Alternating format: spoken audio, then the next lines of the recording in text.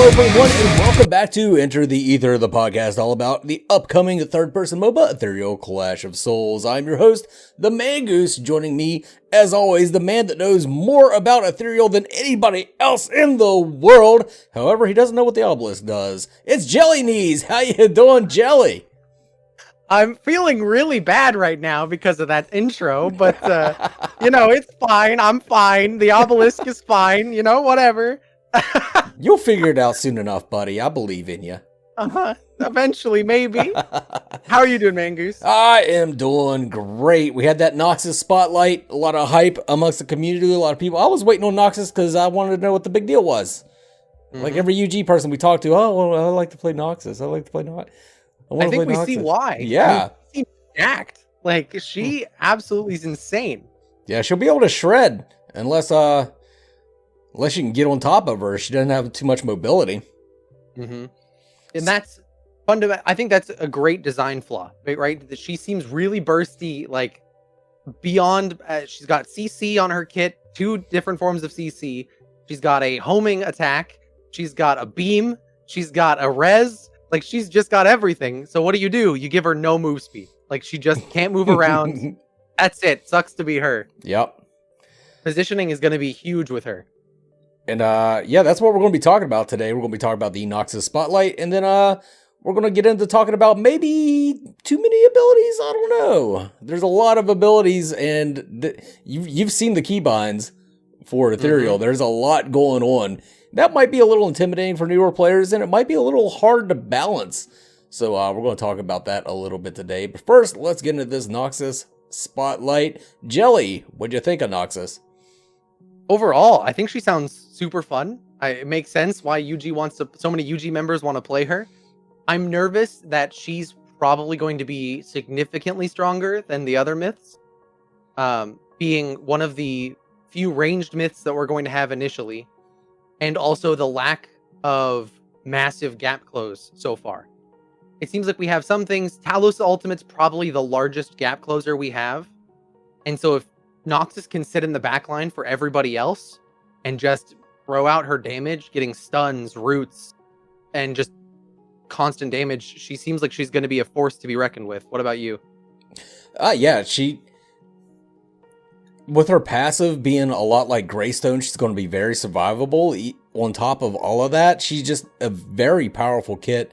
Like I said, not a lot of mobility, though. I can see her using her special, her convergence, I think it was called, that slows her down, but it lessens the amount of mana she can use and reduces the cooldowns of her abilities once she hits an ability. But it slows her down, and I could definitely see in a run getting on top of her real quick, because it's going to be a little hard to target his charge and grab. But if she's already slowed, perfect target for him. And then she gets silenced on top of all of that once she runs out of convergence. So you pick her up, you hold her for a while, that convergence is running the whole time, you throw her into your team, she gets thrown into the team, and she's silenced. She's going to be dead.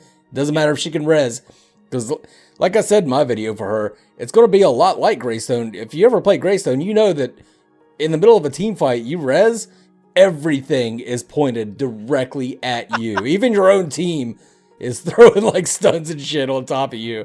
Because it's just this big, there's Greystone's res, and get him! Like, you know exactly where he's going to be. Everybody just throws everything. I think that's going to be a really great passive early game, but in team fights, I think it's just going to get her killed twice. Yep. And I that's a great point, that it's going to be like Greystone, because the second somebody sees that go off, the internal clock in their head starts counting. Of like, okay, hit my stun in 3, 2, 1, press! Like, it's literally... everybody's brain goes caveman in that moment. Just, it doesn't matter what else is going on. That's the focus. The other Noxus is going to be throwing her imprisoning light or whatever right on top of where she is. Yeah, it's going to be... You better be good. The interesting thing about her res, and specifically for the instance of like Iran running in and tossing her back to his team, is that her res is going to do damage if she's built up enough in it. Right. Depending on the scaling of that and how much damage that is, could be actually crazy, because if Iran tosses her back into his team and they're all huddled around her trying to deal damage, and she's just AoE burning them all. Yeah. That could be insane. So there's a lot of potential in there as well. And the radius of her burn seemed fairly large. I couldn't really tell from the video. How were you able to tell? Was it burning I was Leah? just kind of comparing it to what we've seen with like Talos's radius on abilities and Yeah. that kind of stuff. It seemed like it was about, depending on the size of the myth, to be sure, but like 1 to 2 myths wide. Okay. That you could have basically essentially everyone around her and easily start racking up that damage. Suicide Bomber Noxus. Yeah, we just got to get Fool's Curse. Yeah, I was gonna say you put Fool's Curse on her and bam. Speaking of, I did check with Skifter about how that interaction would work. Okay. And the res would go, her passive would go off first, and then okay. Fool's Curse would activate. Okay, that's a little more balanced. Yeah, I agree. Being able to just run in and bomb and then still have your life afterwards would be kind of insane. Redemption Gauntlets might still be good on her though, because like I said, once you res in the middle of a team fight, you're going to die. With Redemption Gauntlets, you're immune for 3 seconds. You can reposition yourself. Yeah, and basically they're going to burn all their abilities the first time around, trying to kill you a second time. So the third time when you come back, you're just going to be able to walk around, no big deal. Yep. Oh, she's going to be a lot of fun to play. Absolutely. I think there's a high skill cap with her as well. I think it's going to be something that you'll definitely be able to notice a good Noxus player from a bad one very, very quickly. The landing the Imprisoning Radiance and her Lightbound Portal, I think are going to be a combo that does a lot of damage early on and gets free root and all of that kind of stuff. Yeah. Yeah, the ability to actually land her abilities looks like it's going to be a little difficult. They're very clearly lit up on the ground, so people know exactly where they are, and it takes a little bit of time for them to activate. Even her her ultimate, Gideon rocks aren't the easiest thing to land. People walk out of them all the time if they're paying attention. So, and the fact that her ultimate's going to stun people that are closer to the center is insane. Oh god, I think that's one thing that I thought was just outright broken from the second I heard it. Is not only is it going to do massive damage being an ultimate, it's going to slow people on the outer ring of it and then stun people in the center. That's nuts, because that's a free, if she casts her ultimate and lands the stun, that's free Imprisoning Radiance, free Lightbound Portal, free Convergence, and the Beam ability. I can't think of what it's called now. Basically, all just because she can, because she lands one CC into another, and then chains all her damage onto that person. I can't remember the name of the beam either. I've been calling it the lightsaber just inside my head. You just swing it around. But but that's what I was thinking too. Like her ultimate, if you actually do land that stun, just immediately start beaming in on them. And it depends on the lockout of her. I think the big thing for her is how long is she going to be locked out of casting one ability after the other? Yeah. If there's an animation that she's locked into, because we talked about with Talos that animation canceling isn't a thing right now. That if she's locked in with an animation, she cast Imprisoning Radiance fast enough to capitalize on her ultimate stun or something else going on. Right. That could be one way to balance her. Oh, just lock her in animations? Oh, yeah. It feels so bad. That would feel terrible though, yeah. Yeah. The cool ability, the one that like caught me off guard, that I was like, that's a awesome idea, and I love that ability, is her Lightbound Portal with the little shots coming out of it. And how if you land Imprisoning Radiance it on multiple people, it'll beam both of them at the same time. Right. Super cool ability. Like I was just super really impressed cool with that one. Like you can throw it down and then walk away and it's still going to be checking. You're going to see so many like compilations of like fadeaway kills from Noxus doing that exact combo. Just Imprisoning Radiance, Lightbound Portal, and just she turns and like back animations is floating up above the lane, watching somebody die. Oh, it's gonna be incredible. The way I thought of it is like throwing chaff at a jet fighter whenever you got a missile coming at you. I'll go throw that thing and then run. Have some light balls and getting out of here. Yeah, overall, I really like her kit. She seems like she's going to be fun to play. She seems really strong at the same time. But I think, and her class ability, we haven't even talked about how that comes into all of this too. Being able to roam effectively with her portals just kind of amplifies the fact that she seems so strong. Usually when you have mages that are that strong, their mobility or their ability to travel around the map sucks. Yeah. Their roaming ability is terrible. But the fact that portals are in play here means she could roam fairly effectively, assuming they work the way we think they do, and be able to deal that damage in other lanes or on objectives whenever she needs to. We need to know more about these portals. I brought that up in my video as well. Like, can you cast them in combat? Like, because if you can cast them in combat, there's no stopping you. Like, no. I'd imagine they're probably a channeled ability. Yeah. So you have to sit somewhere for 3 seconds and open a portal, and then it ties to the closest portal next to it or something like that. I hope so, because that would be way too overpowered. If you could just instantly get the fuck out of a fight. And I'd imagine they'll start the game with like charges. So maybe you have 2 portal charges. So you'd go to the duo lane, place a portal up there, then drop down to void lane, place a portal down there. That way you have that path already created. Yeah. And then after your first back, you go to ice lane and create that link of portals as well. Do you think that's where she's going to be played, is void lane? I would imagine. I know we've talked to some UG members in the past that have said void lane they think is going to be the duo lane. And I just don't see that. I really don't. It doesn't make any sense to me. Unless you guys absolutely blow my mind with what the obelisk does, and I think the duo lane needs to be attached to it as close as possible. I really don't see the duo lane being in the void lane. I guess we'll find out later on once you figure out what the obelisk does. Yeah, eventually. I'll figure it out eventually, right? One of these days. I'm close, Mangoose. I'm close, okay? I know one thing's for damn sure. In the creator video, was it Nabori? Nabori said that he thought she might be a support. Hell no, she ain't. No.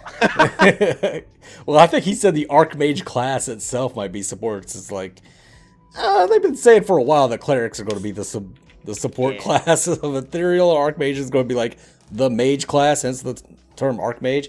Yeah, I can see using Iran as support. I cannot see using Noxus as a support at all.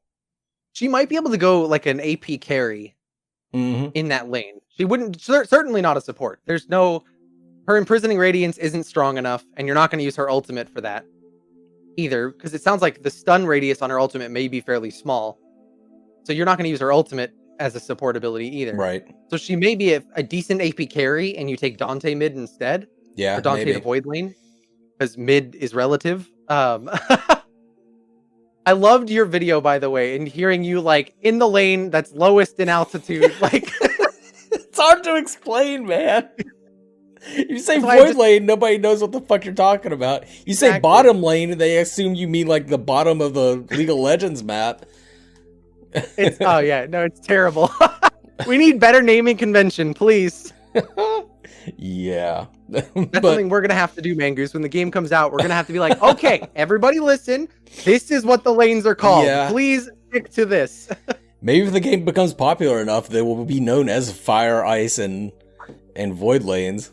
Even in the builder that I'm working on, right? It's like, okay, how do we determine telling somebody which lane this is supposed to be? Do we say fire lane? Do we say duo lane? Do we say, like, what?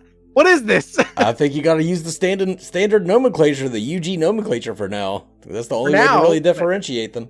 It's going to be weird. Until we know. Go to void lane. Which one's void lane? The one that's not fire and ice. Which ones are fire and ice? They all look the same, so I don't know either. But I don't know. It'll be fun. It'll be good times. Absolutely. No, it's going to be great for sure. And that's about all I had for Noxus. You have something else there, buddy? I think. Got something else there, buddy. I got something else there, buddy. All right, that'll close it out for the Noxus Spotlight. Then let's talk about abilities. And in your latest video, you were talking about the keybinds and everything. And I'm looking at those and I'm thinking, holy crap, that is a lot, especially on the controller. Like, you got to toggle certain abilities with one button, and it's like, holy shit. I know it's not that far out there. Like, the myths do have one more ability than we're used to MOBA heroes having, but you also have the familiar ability, and then you have the potions and the wards, and you just got a whole lot of stuff. I guess it's a lot like Smite, where you have relics, or kind of like basically 2 extra abilities. Is there something like that in League of Legends too? I don't even know. There's the summoner spells, which are kind of like that. Okay. But because League of Legends is top down, there's no movement keys to worry about because that's all your mouse. Oh, right. Yeah. So that's really the big difference. In League, there's also item actives that come into play. You have up to 6 item actives. So you're used to pressing more buttons, but you're not used to having to control your movement with WASD. Yeah. So that's the caveat to that.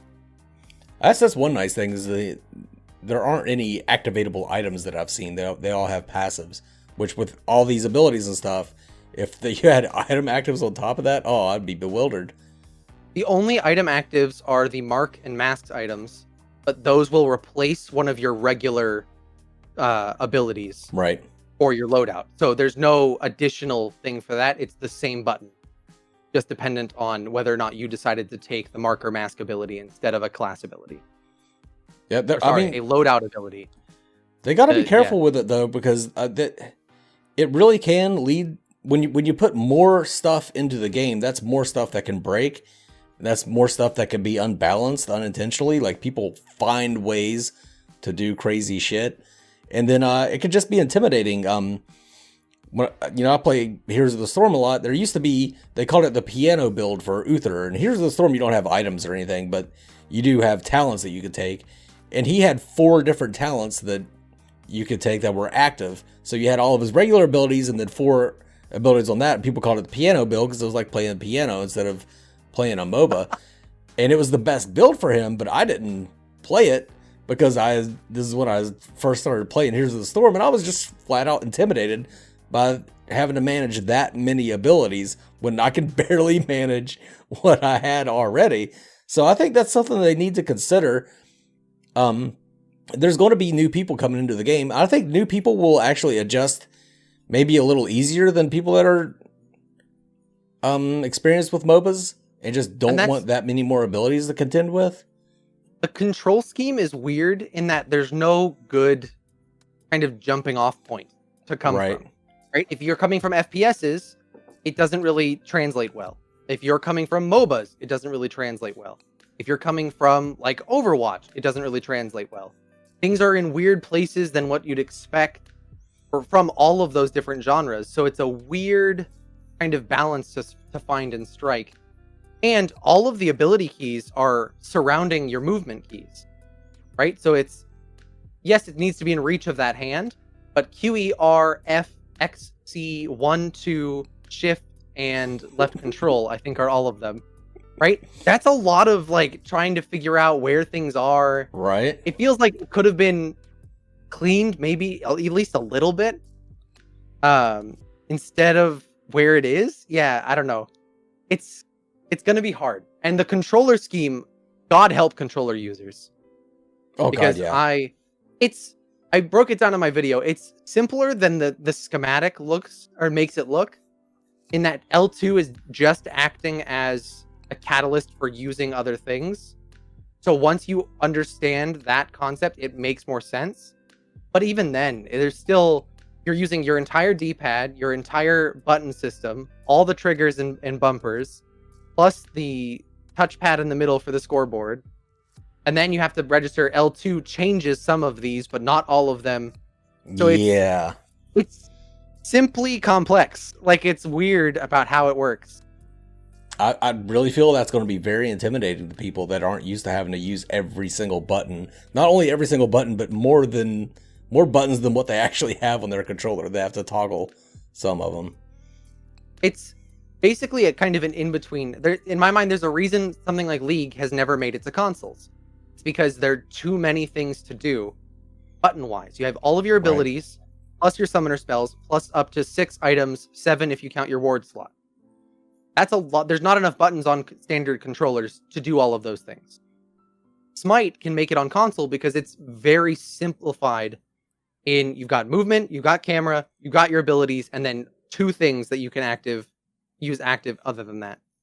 And that's it. Very simple, clean-cut rules. And this is not that. It's kind of a bridge between the two. Yeah. So trying to use a controller is going to be hard. My other concern is balance. We brought this up last week. All the dots that are in the game right now, like everybody has all these abilities. all the abilities got to do something, and they put a bunch of dots in the game. Noxus doesn't have a traditional dot, like she doesn't just throw something on somebody and walk away like Malaya and Talos and Marina can do, but she does have her channeled lightsaber that'll deal damage over time. That's a lot of... She has her Lightbound Portal, which will, if she lands her Imprisoning Radiance, is technically acts as a dot because there's no aiming involved. Yeah, so that is a fire and forget. It's just it's not a status effect dot like the others. So you can get rooted and then you walk away with Malaya bleed, Talos bleed, you're in Riptide being slowed and taking damage, and you got these stupid ass light balls that are decreasing your magic resist, so you're taking even more damage from all these fucking bleeds that are all magic damage. Oh. Yeah, that sounds horrible. It does. They need to do something, I think, about all the dots. I hope that her scaling is good. And what I mean by that is I'm okay with her being very snowball-y. That if she gets ahead, she just takes off and dominates the rest of the game. But if she gets behind, I want her to suffer. Right. Right? Like, she has the kit of somebody that would do that, so I hope that that's how they're balancing her. But I think that's almost a requirement for Noxus in that regard, because she's too strong if she's consistent throughout the whole game. Yeah, she very well could be. I want to be able to be on Malaya and just absolutely dumpster on a Noxus and not have to worry about her for the rest of the game. Unless it goes another 45 minutes and she hits full build. The other concern I have with with how many abilities are in the game, like which one do you balance? Like with Noxus, say her Lightbound Portal is a problem, but which do you balance, the Lightbound Portal or the Imprisoning Light? Is that what it's called, Imprisoning Light? Or Imprisoning Radiance, I think. Imprisoning Radiance, yeah. Which one do you balance? Because one of those, you could probably balance Imprisoning Radiance and like make it activate a little bit slower, and that would help out with Lightbound Portal. But if you did do something with Imprisoning Radiance, then you're effectively nerfing Lightbound Portal, and with all these abilities and all of them interconnected, it's going to be just a little bit harder than it would be for a normal MOBA to balance everything. Yeah, absolutely. And what I've noticed with Noxus, and and it applies to a lot of other myths that we know about as well, is there are a lot of abilities that are tied to a different ability on the same kit, right? So that there's, like for Noxus, for example, her Imprisoning Radiance and her Lightbound Portal benefit each other. Right. That if you land a root, your portal does better things or does damage to multiple people or whatever it may be. So you fall into a trap of buffing one could indirectly buff the other and vice versa. Yeah. And almost all of the myths have something to that effect, where a tweak on one ability affects another one and could easily send their win rate through the roof or put them into the worst character in the game status very quickly. Yeah. Oh, that's going to be a nightmare, I think. Hopefully. I mean, I already talked to Skifter. I'd like to get him on here so we can pick his beard about all these myth kits once all the spotlights are revealed. So after Leah comes out, I would like to get Skifter on the show so we could talk to him again about the myth kits and see kind of what their philosophy is and if they're anticipating a lot of these sort of balance issues that may arise from having all of these freaking abilities. Yeah. Skifter and I have talked a lot through DMs about that kind of stuff, about like how does this balance out with the other thing, kind of trying to answer some of those questions, or at least put the thought in his head if they haven't thought about it already. Yeah. So I think he is definitely trying to be as on top of it as he can, but there's only so much that he can do and the team can do in that regard as well. Them pretty eyes can't see everything. I know, dude. You see it all the time whenever a game releases. The players find insane ways to exploit different things that you never would have thought of. Like 20 people you would think would be able to think of everything that could possibly happen with an ability. They can't. 20,000 people can. Yeah, absolutely. It's almost like bug testing in that regard of, right? Like you could put it out to a ton of people and you'll randomly find a bug by one extra person that comes in off of that, and they're the only person that gets it. Yeah. Right? It takes one person to have the like 10,000 IQ thought process of like, what if I combine these 3 abilities on a rock where I break the rock as a berserker and then bust through as like the Kool-Aid man and grab somebody and toss them over the edge? You're going to get people doing that all day with this game because of the nature of what they're building as well. Yeah. They're almost endorsing that kind of behavior based on how complex everything is. Right. And it may not be something to suppress. Maybe you should encourage that from your players, but if something gets way too out of hand, you gotta reel it in. I know toward that end, something they've mentioned in the past is not wanting to restrict certain myths to certain lanes. So they're going to, if Marina is just as good a mid laner as she is a support, they're willing to let her be both, as long as her mid lane isn't oppressive in that regard. Right? If they're both about equally balanced, similar win rates between each other, they don't care about that. That's fine with them. They want that diversity. So it seems like a lot of that is going to happen, especially with the initial pre-alpha 7, right? I know I'm going to try pretty much everybody, if not everybody, in the jungle, because that's what I do. And I'm curious, I could see ways that each of them might benefit in the jungle over the others. So it'll be curious to see all the people testing out the different lanes, the different metas, the different items, going AP Dante instead of attack speed or whatever you're going to do. And they're going to have a ton of work on their hand in that regard. Yeah. Oh, should be fun though. I mean, I know you've already been delving into the item system and coming up with some pretty crazy combinations, so. Yep, absolutely. I've got like a whole backlog of like, I'm going to try this build, this build, this build. Can't wait to see what you come up with. Oh man, I was telling somebody this week that I was like, you're going to see me play Marina Jungle because I'm going to do it. And when I do, you should either be very nervous if you're on the other team or very excited if you're on the other team, because I'm either going to like be horrible or take off, because I have a build in mind that I think will dominate with her in the jungle. Oh shit. Can't wait to see it. Well, that's about all I had to say for abilities. You good, Jelly? Yeah, I think that's about it. You got anything to plug this week, Mangoose? Nope. I did make that new channel, but I'm not telling anybody about it. I want to see how far I can build it without telling my original channel about the new channel. Like an hour, you had already got a couple subscribers on the new channel without even. Yeah, I'm still at about 5 subs. Within a day, I was at 5 subs and about 400 views, which I'm pretty goddamn proud of, because my original channel, that's about 4,000% better. I totally get that. I totally understand that concept. Yeah. But all right, yeah, I think that's going to wrap it up. Plugs, Jelly, you got any plugs? Ethereal.gg. We've been teasing our builder all week, so we're really close to having like a public test for it. Join my Discord if you want to see more of the information about that. But there's news and updates all on the website already. The builder's going up soon, and we're going to have like a whole database there as well. So that's super exciting. And then I'm working on videos. I'm like super close to something here. I have a visual aid, right? I'm super close to figuring something out with this game. And I swear to God, I will do it if it's the last thing I do. All right, I'm knocking Charlie. crap over you. So